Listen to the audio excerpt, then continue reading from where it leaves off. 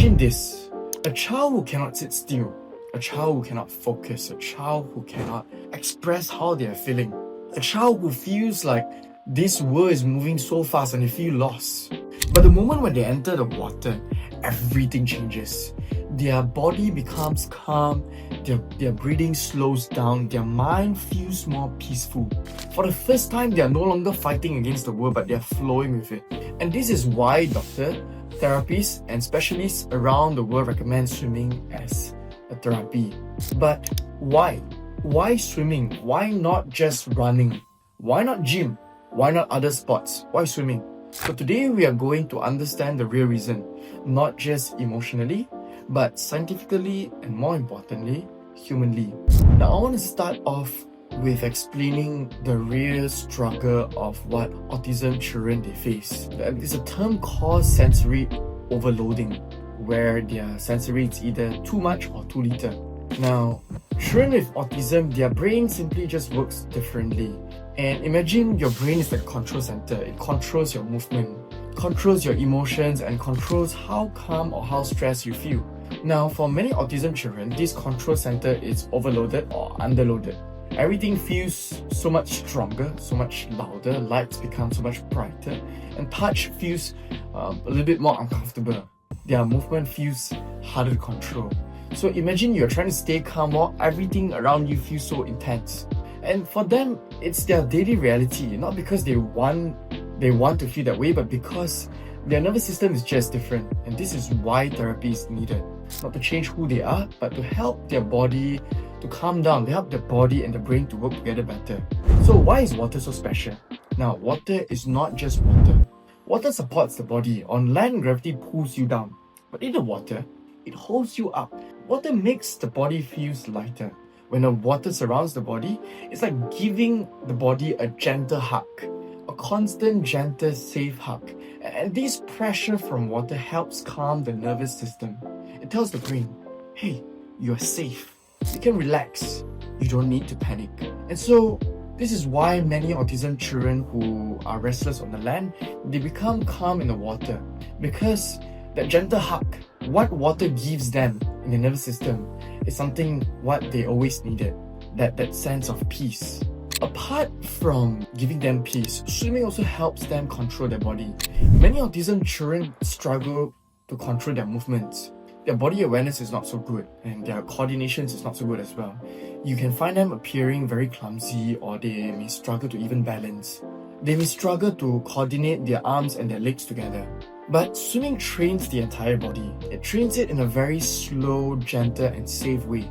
Because water supports their weight, so they can practice their movement without fear, without falling down, and without failure.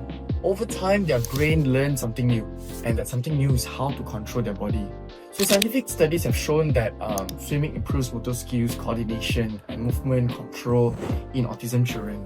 So this is a real therapy. It's not just an exercise, but a brain training through movement. Next part is that swimming calms anxiety. Now, many autism children live with constant anxiety because their nervous system is always on the alert, so they're always stressful. So water helps to calm this down. The gentle pressure of water relaxes the nervous system. Their breathing becomes slower. The muscle relaxes and their heart rate slows down. Their brain is able to enter into a calm state. So when the brain is calm, learning becomes possible, and then growth becomes possible. Apart from all of this, I would like to add on also that swimming also builds their confidence. Imagine a child who is struggling every single day, struggles to do everything, his movement, struggles to communicate, and then one day, all these strugglings turn into succeed. He or she enter the water and suddenly, hey, I can move, I can float, I can control how my body is flowing. The first time that feeling of success, this moment changes everything. Confidence is being born, not because someone is praising them, not because someone is telling them that they are capable, not because someone is telling them that they achieve it, but because their body experienced it, they felt it. It is not just confidence that they're also having, but it also helps them to improve their focus. Because swimming requires a lot of rhythm, the breathing, the movement, the balancing, This trains the brain to focus when I should start to breathe, when I should move my left hand, my right hand, when I should kick. It is a training for the brain to stay focused. Over time, the children who swims often, it shows improvement in their attention and their emotional control.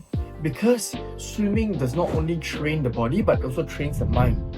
The mind will tell the body when to come up for the breathing, when to go through all those process of what swimming is required to do.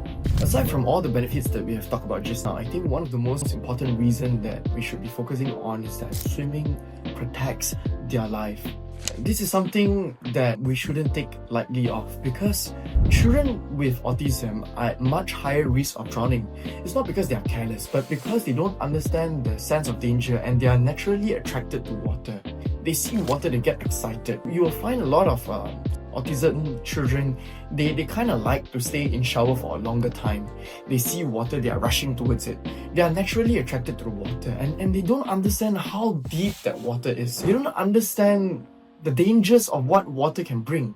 And so when they are just rushing towards it without having the skill sets, without having the knowledge of how to control their body in the water, drowning is at a higher risk for them. And so by learning how to swim, not only it improves focus, not only it improves confidence, not only it gives all of those benefits, but it gives them water safety. It's one of the most important reasons of why we should consider letting our child with special needs to learn how to swim.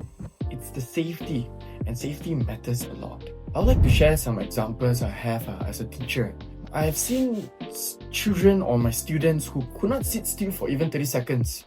But in the water, they stay calm for 30 minutes. I have seen children who refuse to follow instructions. But in water, they start to listen. They try their best and they improve. Because water removes their fear. Water gives them the safety that they are longing for. And water gave them control. And these are what doctors understand. That's why doctors recommend swimming, because it helps multiple areas at the same time. It improves the body, improves the brain, improves emotional control, improves confidence, improves safety. And very few activities can do all of these at once, but swimming can. Now, I would like to share a truth, is that swimming does not change who the child is. It reveals who the child is. Underneath the anxiety, underneath the fear, underneath the struggle, is a child full of potential, full of strength, full of possibility. And swimming unlocks that potential. Many of my students, they struggle academically. You ask them to write, they can't write. You ask them to speak, they can't speak. And I have a lot of parents who come to me, they will say that, as long as my child is safe in the water, and as long as they feel calm in the water, as long as they can exert all their energy in the water, I'm happy enough. But that smile on the parent's face, when they see their child starting to float, when they see their child controlling their body in the water, when they see small changes of how their child swims from one side to the other, I tend to see them taking out their phones and filming the session, because they were so happy. The struggle of how a child faces every day, they can't achieve, but in the water they're doing all of this. And these changes matters. It does not only matter to the child, it matters to the parents also. It brings the assurance that my child can learn. And learning is possible. Where swimming may find it more easier for someone who does not struggle with autism, it's easier for them to pick up, but it's also possible for children which struggle with autism.